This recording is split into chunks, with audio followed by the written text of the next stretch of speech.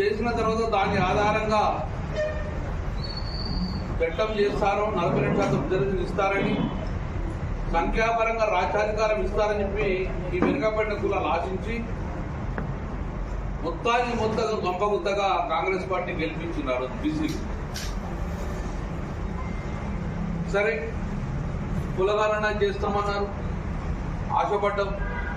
చట్టం చేస్తామన్నారు, ఆశపడ్డం. అసెంబ్లీకి పిలిచిండ్రు, నిజంగా చట్టం చేస్తామని భావించాము, మాకు అవకాశం ఇస్తామని భావించాము. కానీ యథావధిగా 75 సంవత్సరాలు ఎలాగైతే మోసం చేసిండ్రో కాంగ్రెస్ ప్రభుత్వం, సేమ్ అలాగే మొన్న కూడా మోసం చేసే ప్రయత్నం చేశారు. ఒకసారి చరిత్ర చూసుకుంటే ఈ తెలంగాణ కానీ ఆంధ్రప్రదేశ్ రాష్ట్రంలో బీసీలను ఎంత వెనుక నెట్టేసిందంటే, స్వతంత్రం వచ్చిన తర్వాత భారతదేశంలో ఏ రాష్ట్రంలో చూడండి, ఎప్పుడో ఒక్కసారి కానీ కంటిన్యూ 2 సార్లు కానీ కంటిన్యూ 3 సార్లు కానీ బీసీ ముఖ్యమంత్రి వెళ్ళిండ్రు.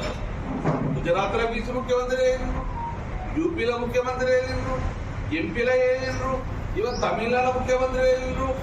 భారతదేశంలో అన్ని రాష్ట్రాలలో ఏదో ఒకసారి మాత్రము బీసీకి అవకాశం కానీ తెలంగాణ రాష్ట్రంలో ఒకే ఒక్క తెలంగాణ తెలుగు రాష్ట్రాల్లో ఇంతవరకు బీసీకి అవకాశమే రాదు.